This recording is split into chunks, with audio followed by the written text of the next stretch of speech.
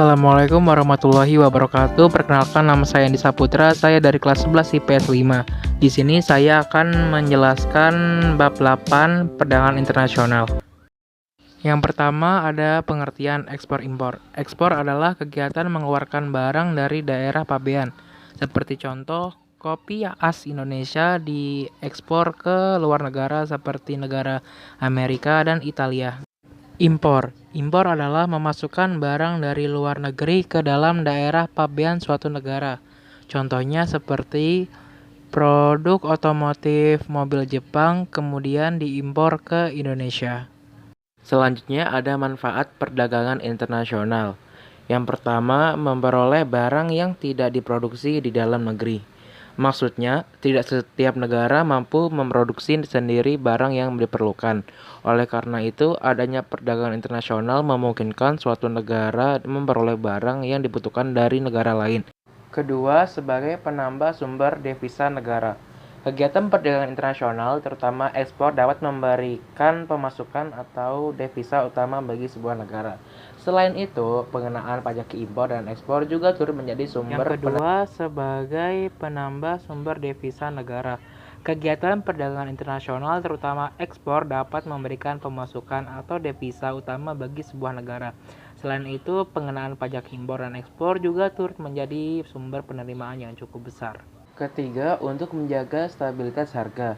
Seperti diketahui bahwa harga akan cenderung naik apabila jumlah barang yang tersedia lebih sedikit dari permintaan. Oleh karena itu, guna menjaga stabilitas harga, pemerintah dapat mengimpor barang yang sama supaya harga dapat stabil kembali. Keempat, untuk memperluaskan pangsa pasar dan kesempatan kerja. Adanya perdagangan internasional dapat mendorong produsen dalam negeri untuk memperluas pangsa pasar dengan melakukan impor. Apabila permintaan luar negeri terhadap hasil produksi semakin meningkat, maka akan mendorong pengusaha memperbesar skala produksi yang berakibat pada bertambahnya kebutuhan tenaga kerja. Yang kelima ada transfer of technology. Perdagangan internasional memungkinkan alih teknologi antar negara yang bekerja sama. Biasanya dalam perjanjian jual beli antar negara terdapat kesepakatan transfer of technology, walaupun itu tidak berlaku untuk semua barang. Di samping itu, barang-barang yang datang dari luar negeri mengharuskan masyarakat untuk memahami atau mempelajari mulai dari penggunaan, perawatan, hingga komponen barang tersebut. Hal ini secara tidak langsung telah mendorong terjadinya alih teknologi. Yang keenam, memperoleh keuntungan dari spesialisasi. Meskipun suatu negara telah dapat memproduksi produk sama dari negara lain, namun ada kalanya negara tetap memilih mengimpor barang tersebut untuk lebih mendapatkan untung karena biasanya harganya lebih jauh murah. Faktor penghambat perdagangan internasional pertama, tidak amannya suatu negara. Pedagang akan cenderung menghindari melakukan kerjasama jual beli dengan negara yang berada pada situasi yang kurang aman. Hal ini karena di negara yang kurang aman tidak ada jaminan transaksi bisnis akan berhasil. Kedua adalah kebijakan ekonomi internasional.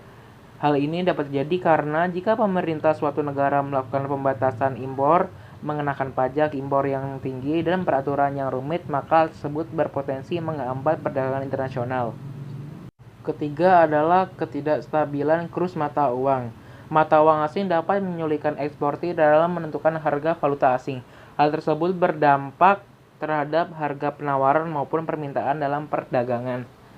Kebijakan perdagangan internasional ada 6. Pertama, tarif. Kedua, subsidi. 3, kuota impor. 4, pembatasan ekspor sukarela.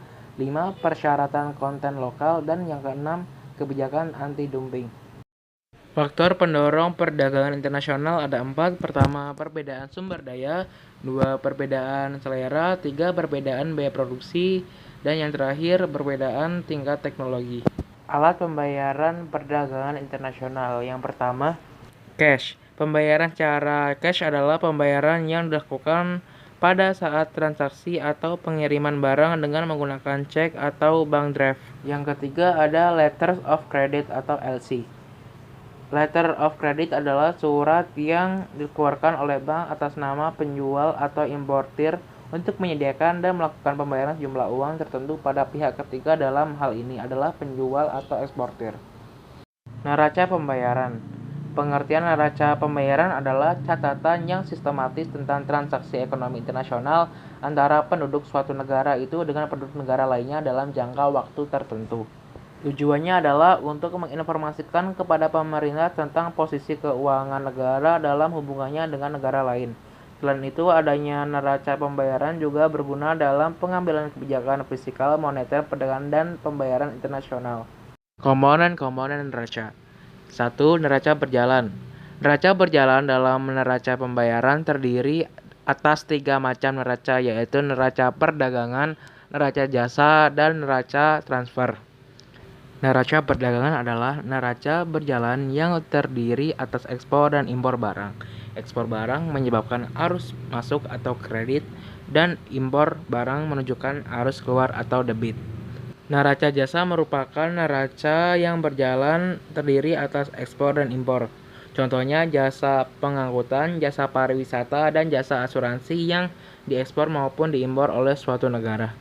Neraca transfer adalah neraca yang terdiri atas hibah, hadiah yang tidak termasuk ke dalam modal dan transfer barang dan uang. Komponen yang kedua adalah neraca modal. Neraca modal menunjukkan selisih antara modal masuk dan modal keluar. Transaksi modal yang menyebabkan arus keluar atau debit antara lain pemberian surat berharga dari warga negara asing, investasi di perusahaan asing, utang luar negeri, dan lain-lain. Sementara transaksi modal yang menyebabkan arus masuk atau kredit antara lain penjualan surat berharga kepada warga negara asing, pinjaman baik jangka pendek maupun jangka panjang dari warga negara asing, dan investasi dari perusahaan asing. Devisa. Pengertian devisa dalam Kamus Ekonomi Optima tahun 2012 menjelaskan bahwa devisa adalah semua barang yang dapat digunakan sebagai alat pembayaran luar negeri dan dapat diterima di dunia internasional yang biasanya ada dalam pengawasan otoritas moneter yaitu Bank Sentral dalam perdagangan internasional. Devisa berbentuk valuta asing. Fungsi devisa. 1. Devisa berfungsi sebagai alat pembayaran luar negeri. 2. Devisa berfungsi untuk membayar cicilan utang luar negeri dan bunganya serta transaksi internasional lainnya. Ketiga, devisa berfungsi sebagai penjamin nilai rupiah. Jenis-jenis devisa. Pertama, devisa umum adalah devisa yang didapatkan dari kegiatan perdagangan internasional. Kedua, devisa kredit adalah devisa yang didapatkan dari pinjaman luar negeri. Sumber-sumber devisa. Pertama, kegiatan ekspor.